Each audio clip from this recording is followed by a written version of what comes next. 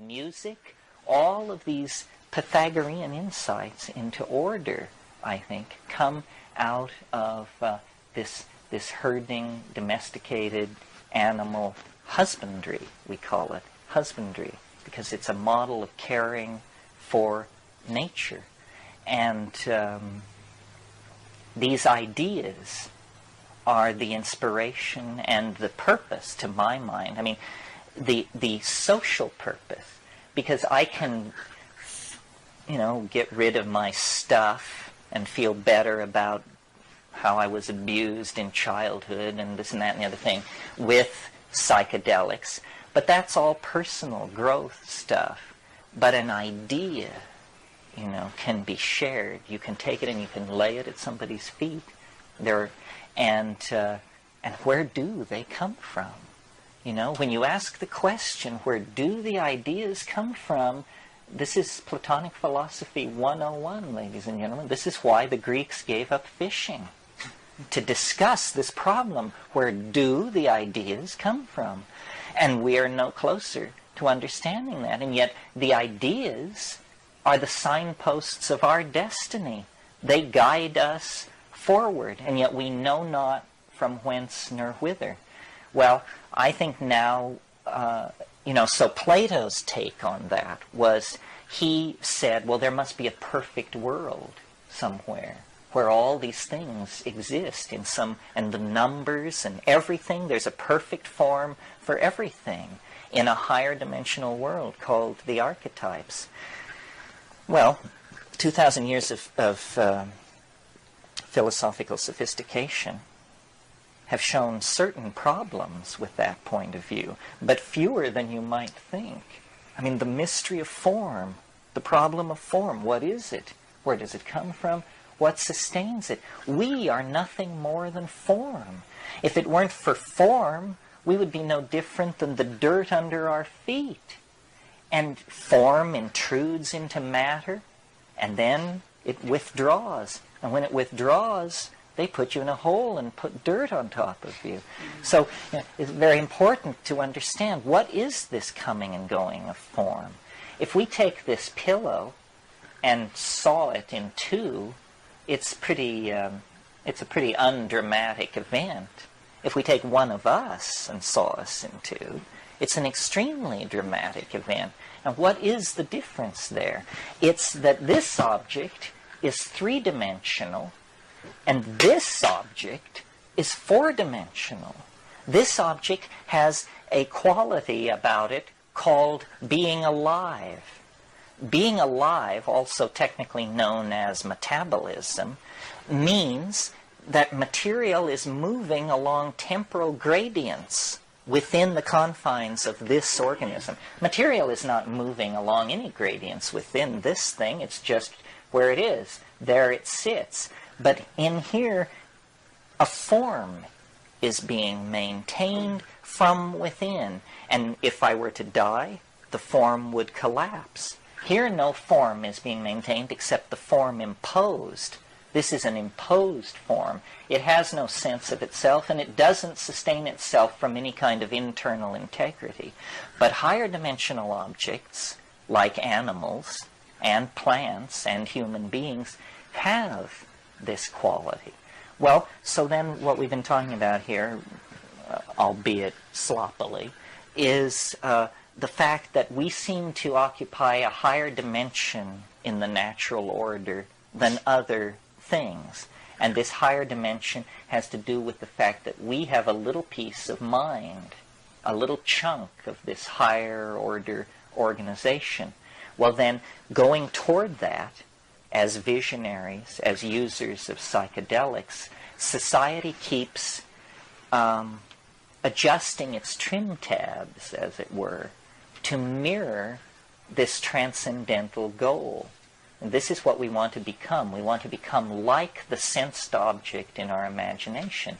And shamanism is a pipeline about this. It's almost as though the end state, well, here's a model for it. It's almost as though the ordinary causal flow of information from the past to the future must make a place for like a 3 to 5% backward flow.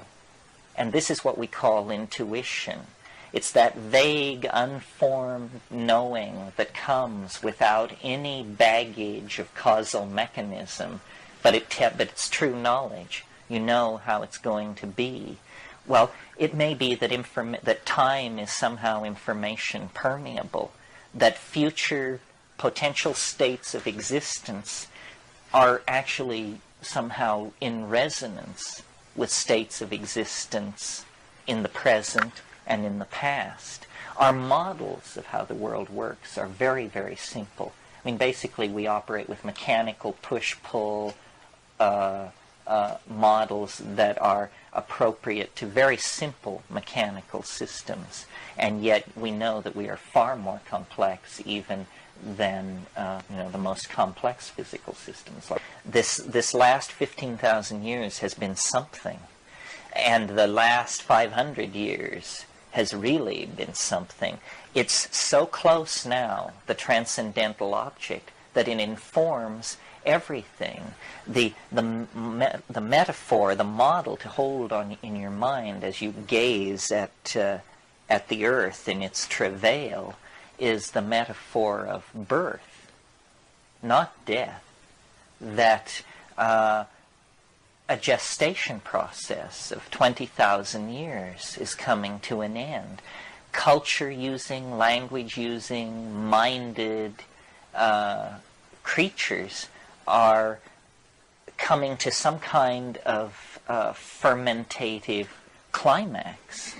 And we cannot extrapolate the human career on this planet centuries into the future. It ain't going to be like that. It's an absurd question to ask the question, what will the world be like in 500 years? What the world will be like in 500 years is unimaginable, because in the next 40 years, we are going to pass through this quantized transition where we actually become insiders and players in the game. History is a state of becoming. It's a state of moving from the inarticulate, unreflecting, animal style of organization to the self-reflecting, minded, conscious, energy-controlling style. But to get from one to the other takes about 20,000 years, and it's a bitch. You don't know where you are. You don't know up from down. You cannot tell what is happening. There's just migrations and warfare and pogroms and gene mixing and hysteria of every sort and Messiah this and religion that, and they're slaughtering these people and these people are doing that. And it's like a bad dream. It's like a psychedelic trip is what it's like. It's a 15 to 25,000 year dash to authentic being from the animal body. And it would have been a lot easier to understand if 10,000 years ago we hadn't cut the telephone wire to nature. Because from then on we haven't been able to figure out what's going on. And it's been left to men with large egos to figure out what was going on. And what they figured out was going on was that there was a lot of free women, land, animals, and money that needed to be organized for their pleasure, because they lost the connection to this planetary birth process.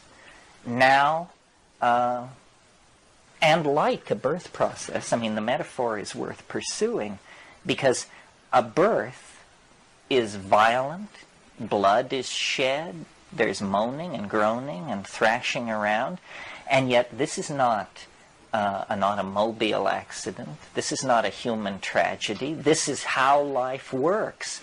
This is centrally scripted in to how human beings operate. If this didn't happen, we wouldn't be here.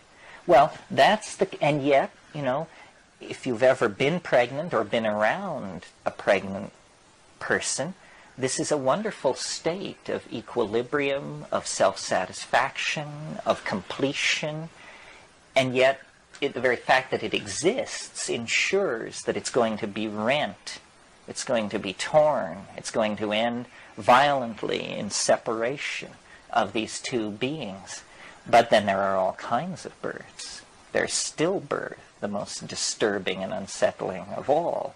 There's, breach, there's cesarean, there's bad presentation, there's easy labors, hard labors. And I think this is the choice that we still have some choices left. And a choice still to be made is it going to be a hard labor or an easy labor? It's how fast we educate ourselves. That's the lubrication in the birth canal of this pup. How fast we educate ourselves. Are we going to fight it, or are we going to go with it? And it's really frightening. I mean, because what we want is, first of all, forgiveness for what we've done, which ain't likely to come. And then we want to go back and paint ourselves blue and be tribal and turn our back on all of this. But I don't think it's going to be like that. It's propelling us to some kind of higher order. The faith is that history must have been for something, and that everything is to be knitted together, and everything is to be reborn anew. And I don't think this is not a religious doctrine exactly. It's more like the biological faith. I mean, we see it everywhere. We see it in the birth that I was just describing. We see it in the metamorphosis of insects. Heraclitus said, "Puntit rea," all flows. And I think that this is the hardest thing to learn. It certainly has been the hardest thing for me to learn in my life. And I assume then, by extrapolation, maybe this is one of the hard things to come to terms with. Everything flows. Nothing lasts.